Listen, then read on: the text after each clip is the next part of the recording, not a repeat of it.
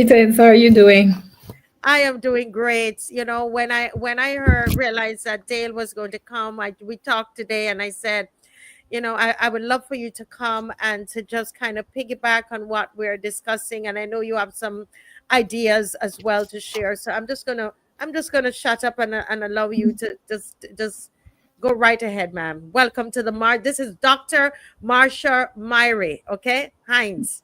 I Yeah, mess it up, Hines Myrie. it's Myrie. fine. Marsha, Myrie works. It's Okay, fine. Marsha Myrie works, Dr. Myrie, and she's not fussy whether you call her, but she's a doctor. Okay, and we want to Marsha. acknowledge that. Okay, go right ahead. Go right ahead. It's a pleasure to have you, ma'am.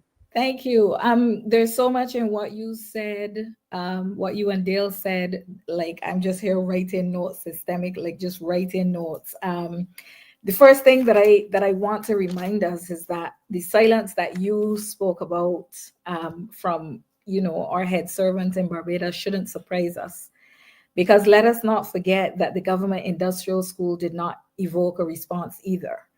Like I like to keep these things all connected, right? Mm-hmm. So that when we see people running around people's funerals, using it as a political football and as a optics moment, um, we can remember that it didn't start with that funeral, that there were several other families that were crying out for their children in Barbados. But I guess because the opportunity for an optic was not the same, they never got a response. They never got credence. So when we take it like that and connect it and make sure that we don't forget what we're dealing with, these things don't come as a surprise. They are just incidences in the same kind of approach to the problems that we have in Barbados, and unfortunately the kind of leadership that we find ourselves with.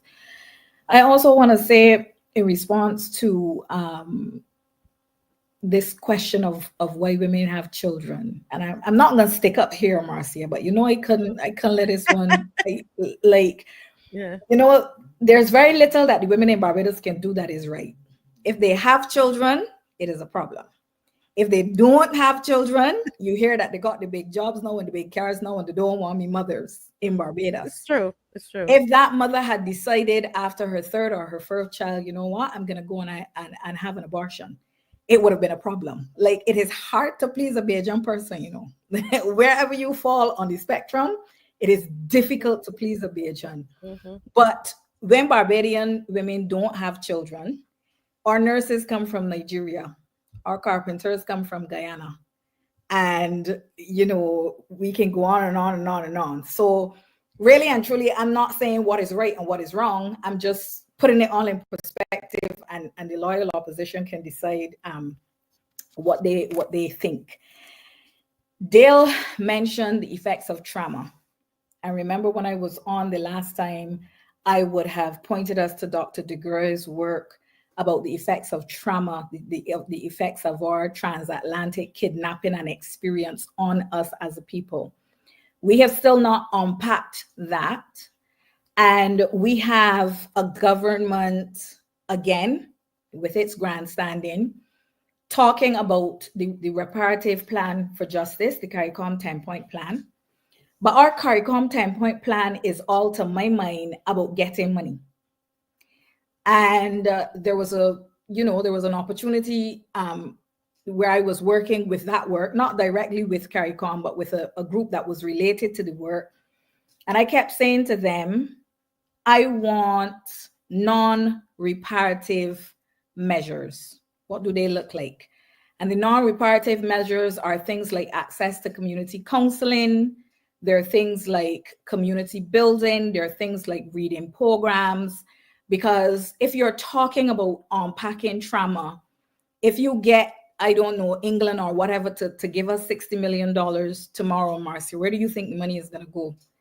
Do you think that it is likely to find its way into Nelson Street in the hands of that family that you're talking about? I am not persuaded that monetary reparations are where I want to put my effort. Talk to me about non-monetary reparations, because when you're talking about non-monetary reparations, what you're dealing with is the logics of plantation and deconstructing the logics of plantation. You can get money from England, but you know what we might do with that money? We might use it to buy Draxol plantation from Drax. The money doesn't fix anything. If you bring the money into the plantation logics, you will end up with kind of what we have in Barbados now. I'm going back now to kind of start my presentation, and I want to connect what I was talking about last week with the idea of the deserving publics and the undeserving publics. I'm going to use that to kind of connect the two, last week and this week. The problem that we have in Barbados is that because we live in such a heavily stratified society, a class-based society, a racial-based society, we find our place and purpose in Barbados by being better than somebody else, by being different from somebody else. That's what the plantation logic looks like. It's a relic, right? And so we end up with this deserving and undeserving category of people. So immediately when you hear someone saying, but why she had 7 children, then we are setting up that person as undeserving of care and support, right? Whereas, somebody may be a member of the society who lives in the middle to upper class, and they have the same 7 children, and we would never ask that. We would never ask that, because in our minds, there are some people who are burdens, who are not what we want people to be, and then there are other people that we don't see in the same way, although both of them might have the same needs. And some of them may actually find ways to tap into the welfare systems and other systems, but they tap into it clandestinely. We don't see them, right? Because they have a friend who can call a friend and make the system work in a way that the people who are the farthest removed, the working class, what Marx called the masses, in a way that they don't have a connection to the system. So really what we are talking about, and the fundamental thing that we need to change in Barbados, is this idea of deserving and undeserving people, right? All of us are deserving sometimes and undeserving at other times. That's just the human reality. None of us is totally good. None of us is totally bad. So that brings me into kind of some of the ideas that I want to share tonight, that kind of build on the presentation that I was making last week. And like I said, if we are really, and I'm just focusing on the social services aspect of the problem, because of course we know this problem is widespread. There's no ministry in Barbados right now that the crime problem doesn't touch, right? It touches the Ministry of Finance, it touches the Ministry of Social Care, it touches the Ministry of Education. But people who know me know I talk about the things that I know about. And I know social care and I know education, so I'm kind of gonna stick in my box. So if we're thinking about a revamp of the social services system in Barbados, the first thing that we have to recognize and understand is that the Auditor General's report and some of the complaints that we have about inefficiencies and that kind of thing in Barbados are very much tied to this conversation about crime. Because if we have porous spaces where the taxpayers' dollars of Barbados are being leaned from the treasury, but we don't see those impacting the people who need it the most in Barbados, we are always going to have a problem. So we have a resource problem in Barbados, yes, but the resource problem is not our fundamental issue. The way that our resources are not being effectively used to support the segments of our society that need them is a bigger problem than the fact that we are a small country with a small pool of resources. Okay. Because as every mother in this country knows, none of us is really born with like 2 gold spoons or a gold spoon in our mouth. Some of us may have been born with a little silver spoon, but don't put it in a Coca-Cola or anything, because it's gonna turn. We had a little bit of access, but we weren't rich people, and we had parents who were able to use that little bit of resource effectively. In the same way, we need the government of Barbados to start to use our little bit of resources effectively. So let's start there.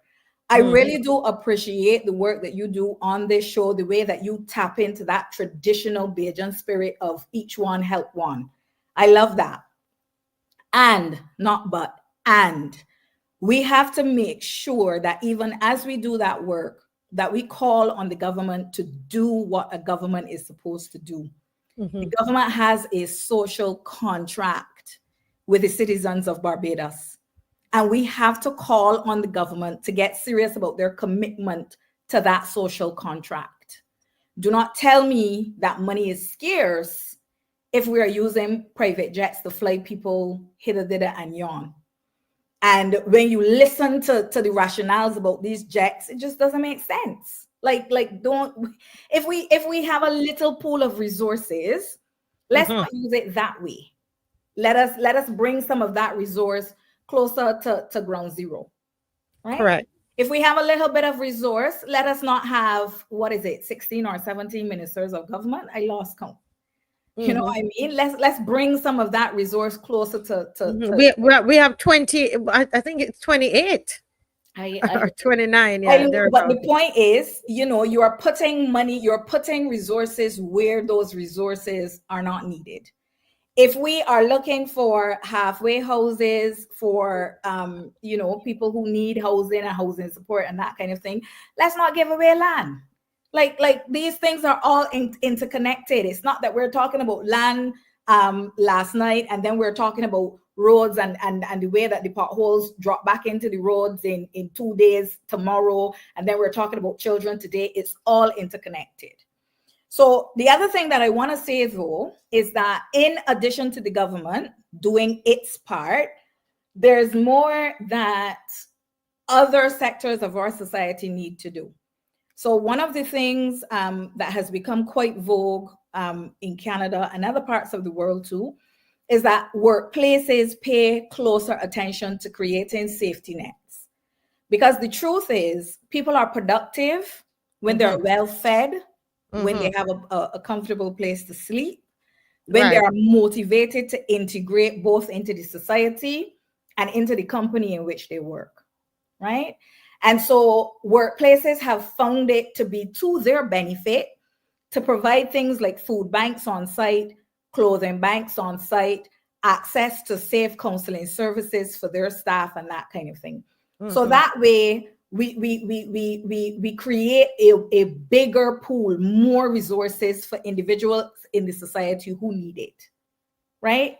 And I would like to see more of that. I suggest that more of that is needed in Yes. Barbados. The one thing throughout, another thing that Dale said, when you have young people who are starting because of loud noises and that kind of thing, I'm not a psychologist, but we work closely together.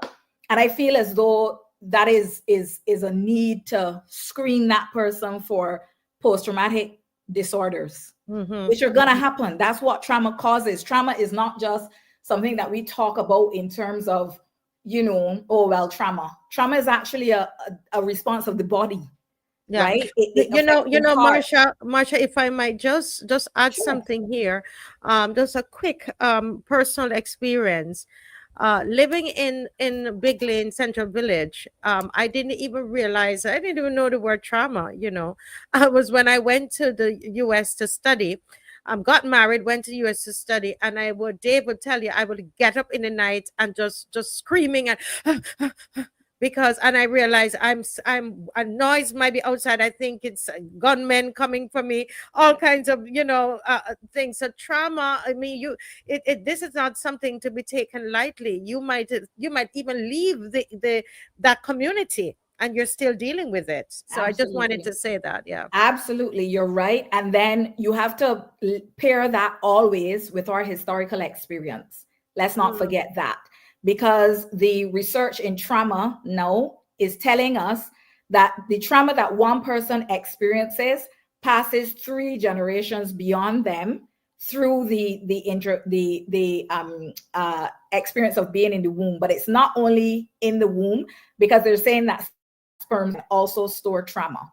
So mm, when you're talking about the Black community, when you're talking about the Indigenous community, we are disproportionately affected by what they call generational or historical trauma. All of these are things that, so I'm going to go on to another point now, our educational system, right? So we need kind of two responses in Barbados that are interrelated and separate to fix the problem that we're seeing in Barbados right now.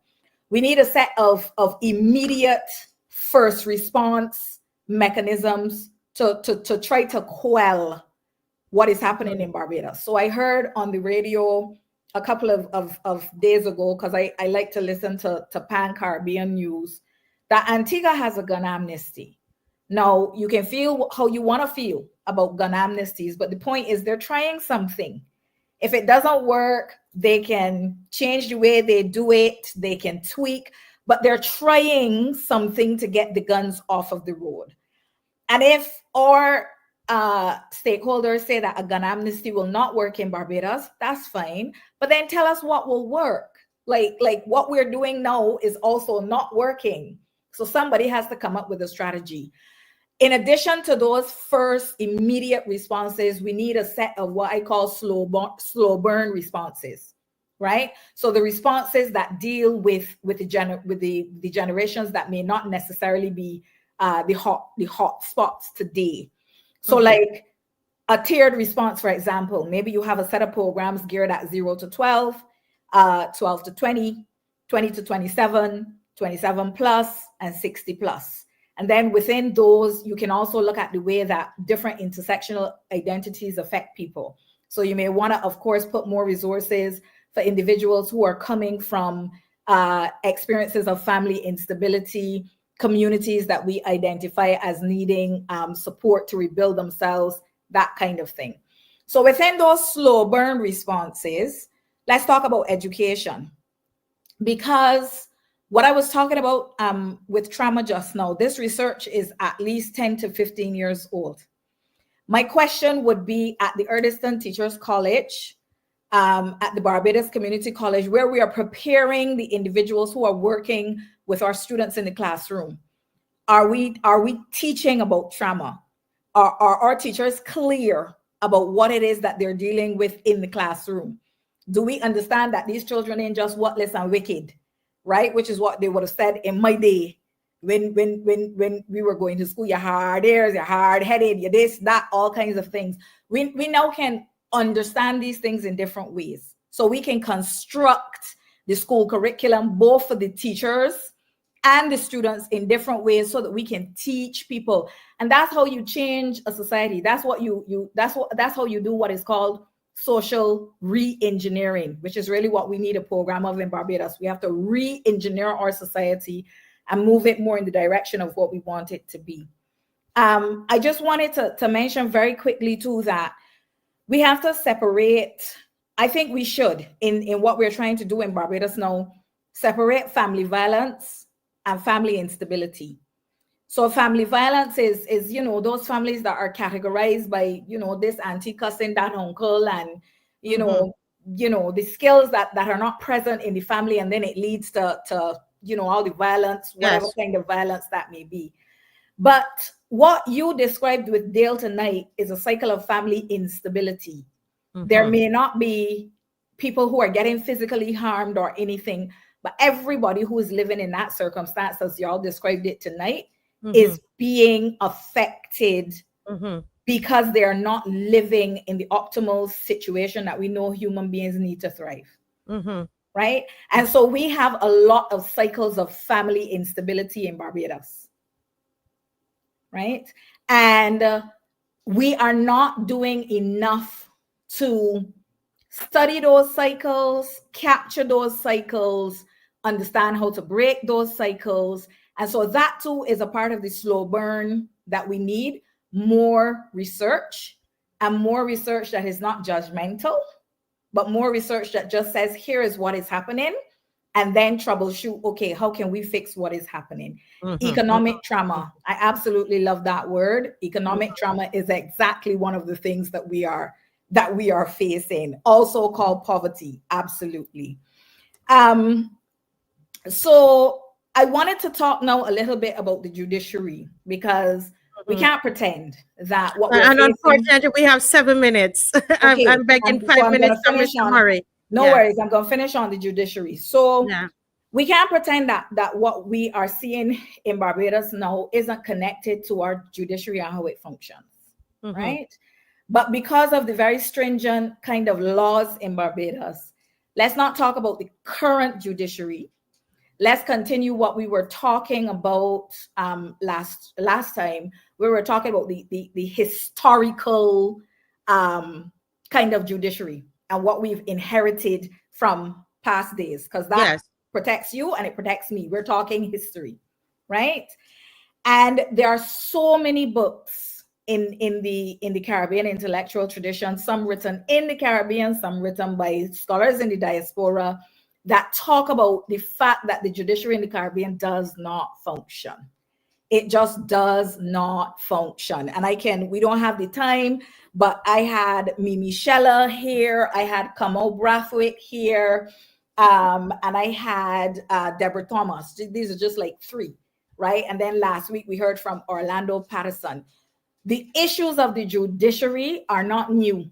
We brought those from the plantation too. So it is well established by these scholars, this is them saying it, not me, that the judicial system in the Caribbean is tied to injustice. And why is that? Because the judicial system is one that created the plantation structure. It is one of the things, because race is not a biological thing, it's a social construct, right? It goes back to who is seen as deserving, who is seen as undeserving. Now, I'm really glad that we put up this Nation News article from yesterday, because I'm going to use this as an example, but I'm going to keep it historical and make the connections to protect all of us, right? Remember the last time that we had the conversation here, we were talking about minors for the purposes of the law in Barbados. Yes, this is wasn't what I created. Cap 215 is there. You should be able to Google it and pull it down. It's called the Minors Act of Barbados, right? This Minors Act says that every child up to the age of 18 in Barbados, it has not attained the age of majority. That's what the act says. We also have another piece of legislation, and as far as I know, it's only one, which says that the age of consent in Barbados is 16. So we have what we call a sliding scale between the ages of 16 and 18. And like I said, I'm not going to pretend it doesn't exist other places. Like I said last week, it also exists in Canada. So how do we decide what to do when a child comes in front of us at 16 or 18 or between those ages and they need help? What do we do? It's not that we have to pull a rabbit out of our hat. There's something called the welfare principles of managing children, enshrined in the United Nations Convention, in the Human Rights Convention. You know, they're there, they're written. Every lawyer in Barbados knows about the welfare principles for dealing with children. And what it says is that between the age of 16 and 18, you apply the laws according to what is in the best interest of the child. It's as basic as that. So I know that my society is a troubled society. When I look on the front page of the Friday paper, and I recognize that we live in a country that is comfortable to charge a minor child with murder, right? Sorry, yes, I think they go to be charged first. Yes, and then the trial has to happen, right? So he's accused. We are comfortable to do that with this minor being unrepresented. Now let's bring it up. Let me ask Dave quickly. Dave, if it's Dave right there in the paper. Just bring it up and highlight, and so we see clearly what it is, what Dr. Myrie is saying. So let's go into the article itself. Let me also mention, Marcia, that according to the laws of Barbados, his picture should not be in the public domain because he's still a minor. That's correct. And when a child gets in conflict with the law, one of the assurances of the United Nations Convention on Children in Conflict with the Law is that their identity is to be protected. So let's also say that, right? Just a number of things wrong. So this when I talk about social reengineering, when I ask the question, what is happening in Barbados? What are we trying to fix? The society is breaking under the weight of plantation. That is what is happening in Barbados. It's not just the young boys. Our entire system is unraveling. And if we have to continue to pay attention to the young men and women, yes. But we also have to pay attention to the fact that we have a civil service that is it is unraveling. It just isn't functioning the way that we are accustomed to punching above our weight in Barbados, right?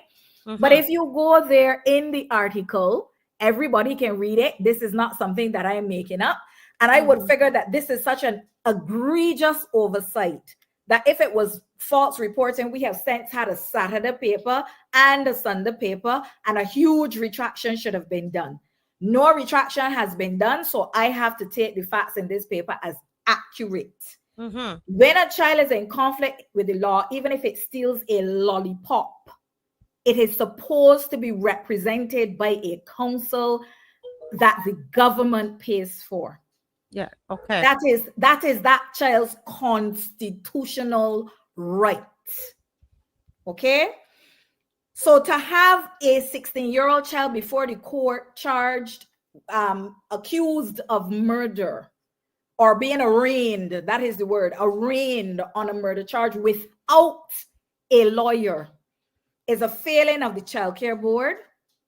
It is a failing of the judiciary, and it is a failing of all of the people who have a fiduciary responsibility to that young man. And one of the things that the research tells us is that when an offender feels that they have been unfeared by the system, that is one of the biggest indicators of whether you can then rehabilitate that person or not.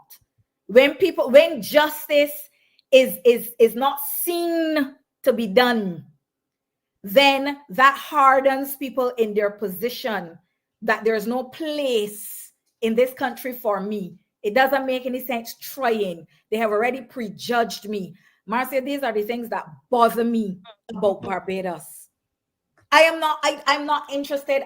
We don't know. We will never know if he's guilty, not guilty. I am not interested in that. What I am saying is that if he were my child, if he were your child, if he were a white child, if he was any other kind of child outside of a working class child in Barbados with a working class set of parents who probably don't know the law and who can't provide for a private counsel for him, he would have had a counsel. It is his right. He is entitled to it. So it goes back to the point that I was making last week, where we treat the youth of Barbados as a football, right? When it serves us, we want to cry out and say, oh, we got to help the youth. Oh, we don't want them to commit suicide. Or we want to go to the funeral and cry over them and this and that. But when we have the opportunity to work with the living and the ones that need the most help, we don't do it, right? And it is that hypocrisy. It is that hypocrisy that Barbados is breaking under the weight of.